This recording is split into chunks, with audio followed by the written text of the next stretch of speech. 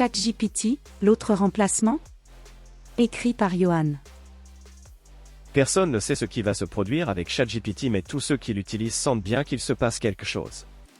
Cette IA ne cesse de faire parler d'elle depuis son ouverture au public le 30 novembre 2022, il y a tout juste 15 jours au moment où j'écris cet article. Son adoption est fulgurante.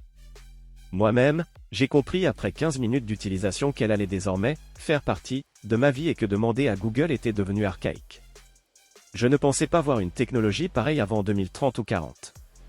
Nous allons tenter d'examiner l'impact à court et moyen terme de l'arrivée des ChatGPT dans nos vies. Qui est ChatGPT? Pour vous faire une idée du phénomène qu'est cette IA, le mieux est d'aller lui parler vous-même. Mais attention, j'ai vu certaines personnes trop pressées passer complètement à côté. Prenez un peu de temps pour jouer avec si vous voulez comprendre de quoi il retourne. Ce n'est pourtant qu'un bébé IA. Elle dispose de 175 milliards de paramètres, la prochaine qui va sortir dans quelques mois devrait en avoir 100 000 milliards, soit environ 500x+. Elle ne traite que le texte. Gâteau de Google, qui a été entraîné en multimodal, avec du texte, des images, du son et vidéo, mais avec 100x moins de paramètres, s'était montré moins avancé, mais avec plus de potentiel encore. On pense, notamment grâce au retour d'expérience sur les IA qui génèrent les images grâce à l'algorithme stable diffusion, qu'il y a un seuil de puissance au-delà duquel l'IA devient tout d'un coup réaliste. Avec ChatGPT, nous n'avons fait que gratter la surface, mais ses possibilités sont déjà immenses. Son architecture est relativement simple. Sous le capot, elle profite de la révolution des transformers. Tout est parti d'une simple publication scientifique datant du 12 juin 2017, Attention is all you need. D'après Jim Keller, légende de l'ingénierie des processeurs qui a travaillé à la construction de l'IA de l'autopilote de Tesla, d'ici 5 à 10 ans, nous aurons la puissance de calcul suffisante pour avoir une IA de ce type dans nos téléphones portables, en tant qu'assistant personnel. Mais ChatGPT est une rupture par rapport à ce que nous avons connu précédemment. Elle n'est pas la première IA grand public, ni même le premier chatbot. Mais elle est différente. Nous pouvons discuter avec elle en langage naturel, c'est-à-dire comme nous écrivons et parlons d'habitude. Nous pouvons le faire vraiment, elle comprend ce que nous lui disons et répond de manière réaliste. Elle mémorise la conversation. Il est possible de lui donner des instructions. Elle est multilingue. Elle est limitée bien sûr, elle ne peut pas aller surfer sur le web, elle a tendance à se répéter parfois, ses connaissances s'arrêtent à 2021 et, parfois, elle répond mal. Cependant, elle peut participer à des discussions normales, sur les runes, sur les procédures administratives, sur la science de pointe, sur l'isolation murale, sur les recettes de cuisine, etc. C'est comme si nous étions en face d'une sorte de professeur. Elle répond mieux que 95% des gens sur 95% des sujets, 95% du temps. Quels usages observe-t-on d'ores et déjà? Déjà, les gens lui ont trouvé de nombreux usages. Elle semble pouvoir aider à la programmation. Elle a permis à une personne de contester une amende. Elle aiderait à interpréter des rêves. Elle peut traduire énormément de choses et améliorer le style d'un texte. Elle peut servir de guide touristique, publicitaire, commentateur de foot, coach motivationnel, coach de débat, romancière, philosophe, prof de maths, assistant médecin, analyste financier, statisticien, psychologue, yogi, Socrate, astrologue. Tout ça de manière crédible, alors qu'il faut des années à un humain pour parvenir à un niveau équivalent. Ce n'est pas simplement qu'elle peut digérer de l'information, c'est qu'elle peut aussi la recracher depuis une certaine perspective. Elle peut très bien imiter le style rhétorique de Trump ou Obama pour expliquer une même information. Pour le dire en un mot, elle est perturbante. Ce n'est pourtant, je le redis, qu'un bébé IA. Face à cette nouvelle situation, nous aurons très probablement une majorité d'attentifs et deux minorités actives, des pros et des anti. Ces derniers vont peut-être refuser d'utiliser cette IA, mais que vont-ils faire si c'est leur voisin, leur mari, leur fonctionnaire, leur patron qui l'utilise? Les plus radicaux devront s'isoler, mais l'usage de l'IA va probablement se répandre de proche en proche dans de nombreuses couches de la société, simplement parce qu'elle rend de nombreux services pour un coût dérisoire. Actuellement, ChatGPT est gratuite, car elle est en phase de test. Mais même si elle devenait payante, beaucoup continueraient de l'utiliser, parce qu'elle leur donnerait un avantage compétitif économique. Notez qu'il est possible que cette IA échoue du simple fait que si elle donne de très mauvais résultats au-delà d'un certain seuil, disons 5 fois sur 100 alors, cela nous obligerait à vérifier chaque cas et elle deviendrait inutile. Mais pour l'instant, elle semble faire suffisamment mieux.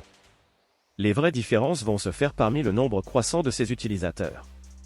Nous pouvons distinguer plusieurs attitudes possibles si nous tirons les leçons de la sociologie d'Internet. Internet permet aux chercheurs du monde entier de coopérer à une échelle jamais atteinte, et d'accélérer la production de connaissances. Il en sera probablement de même avec ChatGPT. Il sera encore plus facile d'aborder des nouveaux domaines, de faire des ponts entre différents sous-domaines, et d'accélérer encore plus la production de connaissances et de la reverser au pot commun, une fois validée par la méthode scientifique. Quelques impacts prévisibles. Mais comme pour les réseaux sociaux, nous verrons émerger de nouvelles formes de mésusage. Le plus connu est l'addiction, certains vont devenir amis ou amoureux de leur IA, ça existe déjà en fait, un homme s'est marié à son IA au Japon, ou la prendre pour conseillère. Certains vont l'utiliser pour bonifier leur relation avec les gens, d'autres pour au contraire s'en passer, à quoi bon se fatiguer à interagir avec des humains si imparfaits quand l'IA sait nous écouter, nous conseiller, nous soutenir, nous réconforter, nous comprendre bien mieux que n'importe qui d'autre. Cela pourrait déboucher sur deux populations totalement opposées, des humains hypersociaux, et des humains totalement asociaux à l'inverse, avec toute une gradation de comportement entre ces deux extrêmes. Étant donné la capacité d'imitation de ces IA, il sera possible, en fait ça existe déjà, de demander à une IA de prendre l'historique virtuel d'une personne décédée et de lui redonner vie, via un chatbot. Est-ce que cela aidera les personnes en deuil ou au contraire les enfermer? En fait, le monde de demain va être très différent de celui que nous connaissons. Il y a fort à parier que des escrocs l'utilisent pour améliorer leurs arnaques et qu'ils puissent cibler de nouvelles populations, mais ceci restera probablement un phénomène marginal.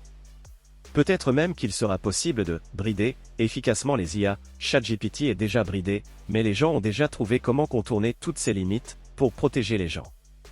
Cette IA et les suivantes devront probablement être contrôlées ou régulées, peut-être au cas par cas. Les lois et les romans d'Asimov démontrent à quel point les situations vont être complexes. Prenons des exemples simples. Les calculatrices scientifiques ont fini par être interdites lors des examens parce qu'elles permettaient de tricher, d'écrire certaines formules au lieu de les mémoriser. Avec Internet, c'est pire. Avec ces IA, c'est encore pire. Que vont valoir les thèses des doctorants quand ces derniers vont pouvoir les faire rédiger par une IA? Va-t-il falloir en interdire l'usage chez les thésards, et comment faire, sachant que les universitaires vont ensuite probablement les utiliser toute leur vie? Les IA sont dorénavant utilisées dans presque tous les domaines universitaires, et entre 5 et 7% des publications actuelles utilisent des IA. Le chiffre est en augmentation exponentielle. Elles seront bientôt incontournables en recherche.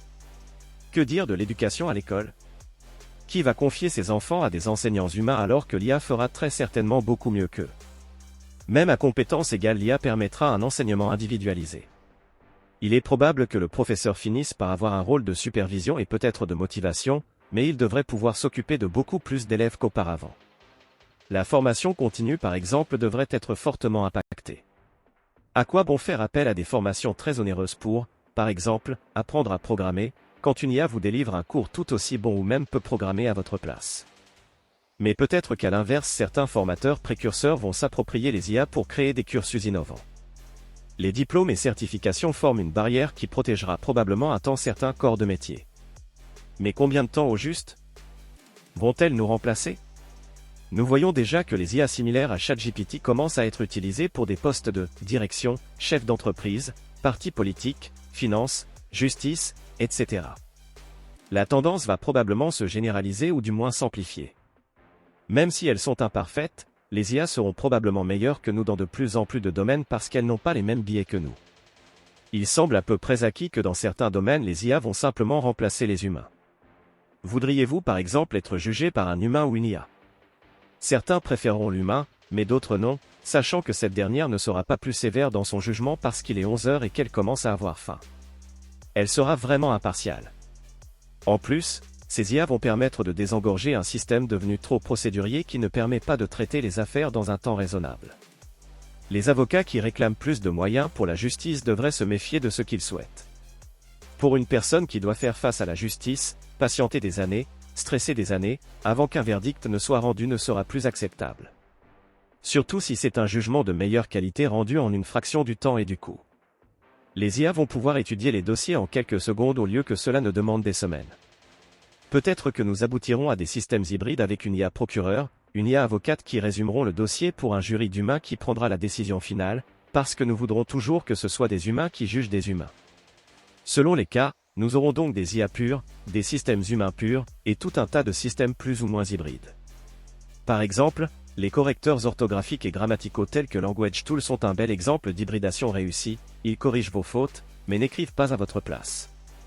Ce n'est plus le cas avec ChatGPT qui rédige carrément mieux que vous et moi et qui peut carrément reprendre l'un de vos textes et l'améliorer.